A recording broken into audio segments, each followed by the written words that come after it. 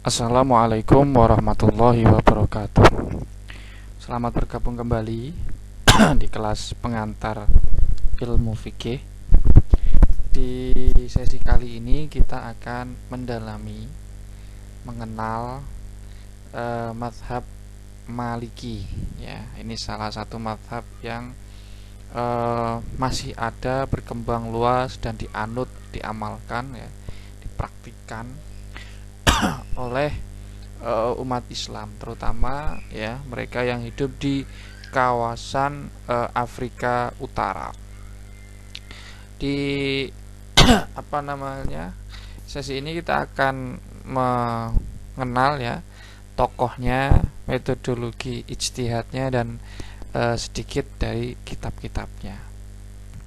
Di sini kita akan membahas satu profil pendiri mazhab Maliki, yaitu Imam Malik bin Anas, lalu muridnya Yahya Al-Laitsi, dan muridnya lagi yaitu Sahnun, lalu sumber hukum, ya, lalu kitab-kitab yang digunakan dalam mazhab Maliki. Pertama kita akan mengenal dulu profil pendiri atau perintis mazhab Maliki ini. Beliau adalah Imam Malik bin Anas, ya, wafat tahun 179 Hijriyah. Nama lengkap beliau adalah Malik bin Anas bin Malik bin Abi Amir bin Amr ibnul Haris bin Ghaiman bin Khutain bin Amr ibnul Haris al-Asbahi al-Madani. Nasab beliau, leluhur beliau, ya, berasal dari suku di Madinah, ya, Muslim Madinah atau disebut kaum Ansor, ya. Nah, beliau tinggal di Madinah, ya. Beliau digelari Al-Madani, artinya beliau adalah warga Madinah, besar kecil, ya, kecil besar, hingga meninggal dunia di kota Madinah. Lahir pada tahun 93 Hijriyah, ya, di kota Madinah. Tahun 93 ini adalah bertepatan dengan era, ya, kekuasaan dinasti Bani Umayyah. Tahun 93 beliau lahir, ya. Tahun 99 Hijriyah sampai 101 Hijriyah, pemimpinnya, khalifahnya saat itu adalah Umar bin Abdul Aziz, ya, Umar bin Abdul Aziz. Jadi beliau Imam Malik ini hidup di akhir, ya, dinasti Bani Umayyah, dan mungkin di awal, ya, dinasti Abbasiyah. Dinasti Abbasiyah itu mulai berkuasa tahun 130-an Hijriyah. Nah, berarti hidup beliau lebih banyak sebenarnya, ya, dihabiskan di era Abbasiyah ini. Abbasiyah awal terutama. Belajar sejak kecil di kota Madinah, ya. Gurunya salah satunya adalah Hisham bin Urwah, ya. Hisham bin Urwah ini adalah keponakan, ya, dari, kalau bisa dibilang adalah cucu Abu Bakar Siddiq, ya, cucu Abu Bakar Siddiq. Kemudian gurunya lagi Imam Malik adalah Ibnu Syihab Az-Zuhri, orang yang diperintahkan, ya, secara langsung oleh Khalifah Umar bin Abdul Aziz untuk mencatat, ya, mendokumentasikan, mengumpulkan hadis-hadis Nabi, ya.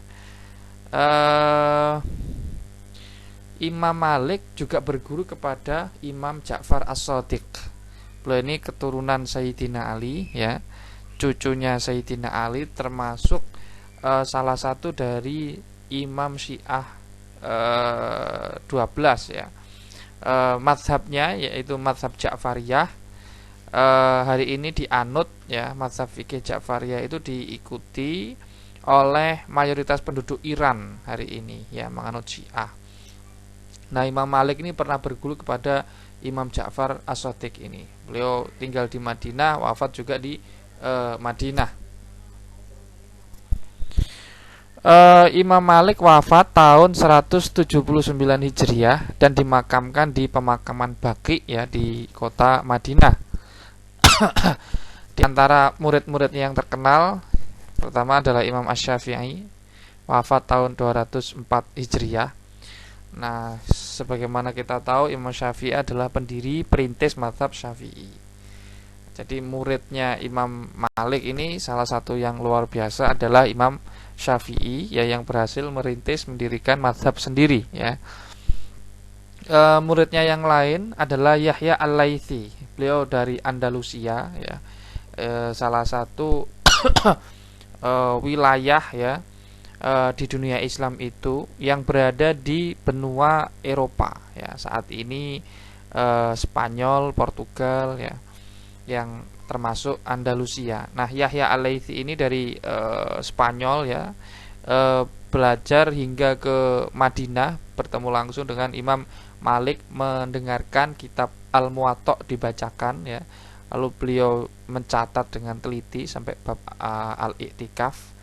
Nah, Imam Yahya Al-Laitsi ini menjadi salah satu ya periwayat yang paling populer kitab Al-Muwatta.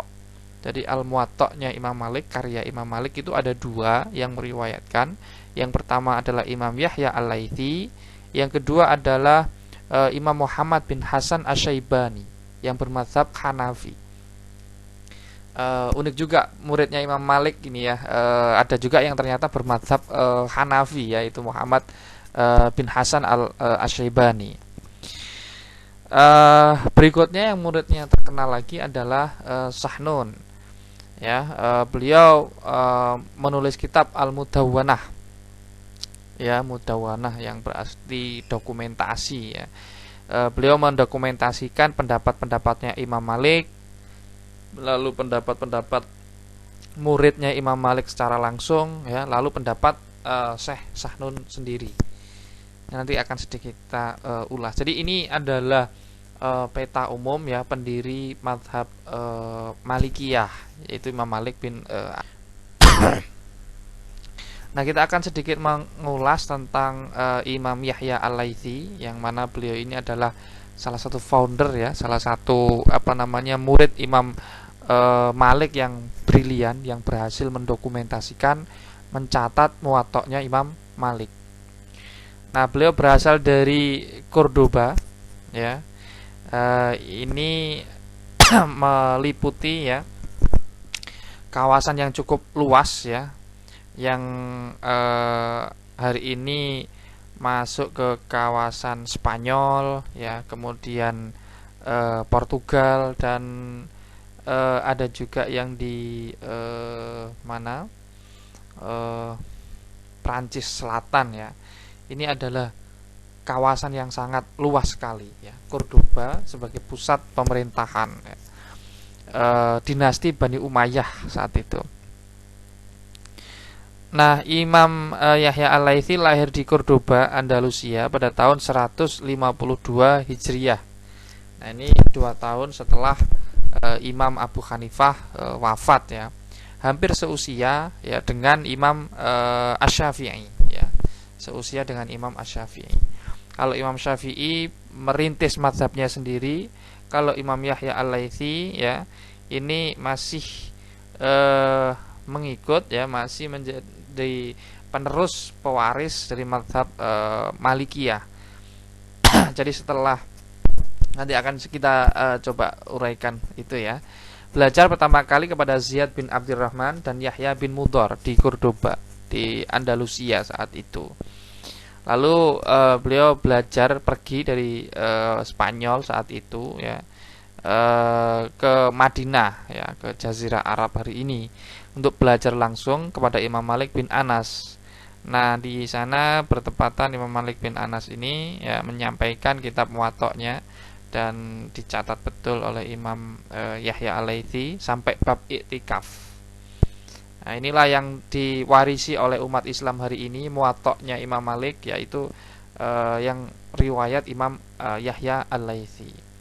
Nah, setelah dari Madinah beliau ke Mekah ya, belajar kepada Imam Sufyan Ibnu Uyainah. Ini juga gurunya Imam Syafi'i. Di Mesir, lalu setelah dari Mekah beliau ke Mesir. Di sana berguru kepada Imam Laits bin Sa'ad, ini pendiri mazhab sendiri, Abdullah bin Wahab dan Abdurrahman bin Qasim. Lalu kembali ke Andalusia dan menyebarkan mazhab Maliki dan menggeser pengaruh mazhab Auza'i. Jadi di Andalusia pada mulanya yang terkenal adalah mazhab Al-Auza'i. Pendirinya adalah Imam Al-Auza'i. Beliau dari Suriah ya, di mana saat itu Suriah adalah pusat kekuasaan dinasti Bani Umayyah. Nah, karena mazhab ini dekat dengan penguasa ya, pengaruhnya juga mencakup seluruh kawasan yang dikuasai oleh dinasti Bani Umayyah, termasuk Afrika Utara dan Andalusia. Jadi pengaruhnya dari Suriah hingga Spanyol ya. Tetapi pengaruh itu tergantikan ya, tergeser oleh pengaruh mazhab Malikiyah. Nah, di Andalusia yang paling berjasa menyebarkan mazhab Maliki yaitu Imam Yahya Al-Laitsi. Nah, murid Imam Malik lainnya adalah Syekh Sahnun ya. Ini adalah kitabnya yang paling terkenal, Al-Mudawwanah Al-Kubra. Nama lengkapnya, pencatatnya, penulisnya adalah Sahnun Ibnu Sa'id Ibnu Habib At-Tanuhi. Tanuhi ini adalah suku Arab ya, di Suriah kalau nggak salah. Lahir di Afrika Utara ya. Kalau hari ini mungkin Tunisia. Pada tahun 160 Hijriah ya, beberapa tahun setelah Imam Syafi'i lahir ya. Ini juga masih sezaman dengan Imam Syafi'i. Kemudian belajar mazhab Malik kepada Ali bin Ziyad ya, di Qairawan. Qairawan ini adalah salah satu pusat studi mazhab Malikiyah terkenal ya, di Aljazair kalau nggak salah hari ini. Aljazair atau Maroko. Posisinya di Afrika Utara lah ya. Nah, setelah belajar kepada ahli mazhab Maliki di Qairawan, beliau pergi ke Mesir ya. Belajar di Mesir pada tahun 178 Hijriah. Ini tentu saja setelah Imam atau menjelang wafatnya Imam Malik ya, karena Imam Malik wafat tahun 179. Nah, di Mesir ini belajar kepada sejumlah murid Imam Malik yang telah merintis ya pengembangan mazhab Malikiyah di Mesir. Lalu tidak puas belajar di Mesir, Imam Sahnun belajar ke Madinah ya, langsung ke pusat mazhab Maliki yaitu di kota Madinah. Setelah itu kembali ke Afrika Utara pada tahun 191 Hijriah. Bisa dikatakan belajarnya beliau ini cukup lama ya, bisa berpuluh-puluh tahun. Nah, ketika kembali ke Afrika Utara ya, beliau diangkat sebagai hakim agung oleh penguasa dinasti Aghlab saat berusia 74 tahun ya. Sudah cukup sepuh, sudah cukup tua juga beliau diangkat sebagai hakim agung ya. Nah, sumbangan terbesarnya untuk mazhab Maliki adalah kitab Al-Mudawwanah ya. Ini adalah kompilasi pendapat hukum Imam Malik dan ulama-ulama Malikiyah yang menjadi murid dari Imam Malik, seperti Imam Asad bin Furat, kemudian Imam Ibnul Qasim dan Imam Sahnun sendiri ya. Dikumpulkan di dalam kitab ini. Nah, kalau kita bicara tentang mazhab Malik, kita juga harus bicara tentang metodologinya ya, sumber-sumber hukum yang digunakan itu apa ya, sehingga kita bisa mengetahui perbedaan dengan mazhab yang lainnya. Nah, secara umum mazhab Malikiyah ini ya didasarkan pada dua sumber utama, yaitu Al-Quran dan hadis ya. Sama seperti mazhab Hanafi ya. juga Al-Quran, hadis juga dipakai sebagai rujukan untuk mencetuskan hukum, untuk memutuskan hukum fikih. Selain keduanya, ada juga amal ahli Madinah atau tradisi ulama-ulama Madinah. Ini yang membedakan mazhab Malikiyah dengan mazhab yang lainnya. Kalau menurut mazhab yang lain, aliran hukum Islam yang lain tidak menganggap amal ahli Madinah ini, ya. Amal ahli Madinah ini kenapa diyakini oleh Imam Malik sebagai sumber hukum Islam? Karena beliau percaya bahwa tradisi yang hidup pada zamannya Imam Malik ya saat itu, dari tahun 90-an Hijriah sampai tahun 170-an 180-an Hijriah, adalah warisan yang masih murni ya dari generasi Rasulullah, generasi para sahabat, tabi'in. Ya, masih sangat menjadi artinya tidak ada penyimpangan, tidak ada yang bertentangan dengan agama sedikit pun gitu ya, dari praktik ya ahli Madinah ini. Sehingga amal ahli Madinah ini ya bagi Imam Malik bisa dijadikan standar apakah suatu kasus ya itu sesuai dengan agama atau tidak, ya diukur dengan amal ahli Madinah. Nah, Imam Malik ini sangat teguh berpegang kepada amal ahli Madinah, bahkan dalam sebagian kasus ya ini lebih diunggulkan dibanding hadis ahad ya. Dibanding hadis ahad. Misalnya ini terjadi dalam masalah khiyar ya. Ada sebuah hadis sahih yang mengatakan begini, al bayi'ani bil khiyar gitu ya. Jadi au kama qol. Jadi intinya itu orang yang bertransaksi dan masih berada di majelis transaksi itu masih punya hak khiyar atau hak membatalkan atau meneruskan ya transaksi. Nah, berdasarkan hadis tersebut ada yang disebut sebagai hak khiyar, hak memilih meneruskan atau membatalkan transaksi selama ya mereka yang bertransaksi masih di majelis, masih di forum. Nah, tetapi ya hadis ini tidak sesuai dengan amal ahli Madinah, di mana amal ahli Madinah ini tidak mengetahui adanya praktik yang seperti itu ya, dan kemudian dianggap bertentangan ya, dianggap bertentangan. Nah, ini prinsip dalam atau sumber hukum dalam mazhab Maliki yang berbeda dengan mazhab yang lainnya.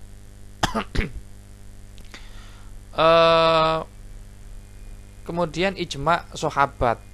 Ijma' sahabat ini menjadi dalil juga bagi mazhab Maliki. Qaul sahabi atau pendapat sahabat itu juga menjadi dalil ya, sumber hukum fikih mazhab Maliki. Qiyas, nah yang berbeda lagi adalah istislah atau maslahah. Jadi memutuskan hukum ya berdasarkan unsur maslahah. Ini khas mazhab Maliki ya. Dimana kalau dalam mazhab Syafi'i atau Hambali ini cenderung tidak digunakan. Uraf kalau dalam mazhab Hanafi ya diterima juga. Demikian pula dengan mazhab Syafi'i. Nah, inilah sumber-sumber hukum ya di dalam mazhab Maliki, di mana ini juga mencerminkan perbedaan metodologi ya yang digunakan dalam merumuskan hukum ya dalam mazhab Maliki. Ini adalah salah satu contoh kitab yang mengulas tentang amal ahli Madinah dan relasinya dengan dalil-dalil. Untuk kitab-kitab mazhab Malikiyah ya ada yang paling utama yaitu Al-Muwatta. Ya, Al-Muwatta ini ditulis oleh Imam Yahya bin Yahya Al-Laitsi tadi yang sudah kita ulas. Jadi Al-Muwatta ini artinya disetujui, yang disetujui ya. Hal ini karena setelah menuliskan selesai ya kitab Muwatta ini, Imam Malik mengajukan kitab ini untuk dinilai kepada 70 orang ulama di kota Madinah. Ya tentu saja dari kalangan tabi'in ya mestinya. Karena Imam Malik ini dari golongan tabi'ut tabi'in. Nah, Muwatta ini ya artinya disetujui oleh 70 orang ya ahli ilmu, ulama berpengaruh di kota Madinah. Ini ada dua versi sebenarnya. Yang pertama adalah versi riwayat dari Yahya Al-Laitsi Al-Andalusi. Yang kedua adalah versi Muhammad bin Hasan Asy-Syaibani ya. Nah, ini adalah kitab pertama dalam mazhab Malik. Yang kedua adalah Mudawwanatul Kubra, Al-Mudawwanatul Kubra karya As-Sahnun ya. Lalu ada, jadi dari kitab-kitab mazhab Malikiyah ini kemudian pendapat ulama-ulamanya dikompilasi oleh Syekh Khalil Ibnu Ishaq Al-Maliki menjadi Mukhtasar ya Al-Allamah Khalil atau Mukhtasar Khalil. Nah, di mazhab Malikiyah kitab ini disyarah oleh banyak ulama ya. Misalnya At-Taj wal Iqlil li Mukhtasar Khalil. Ada juga Mawahibul Jalil li Syarhi Mukhtasar Khalil. Dan juga At-Tawdih Syarah Mukhtasar Ibnil Hajib ya.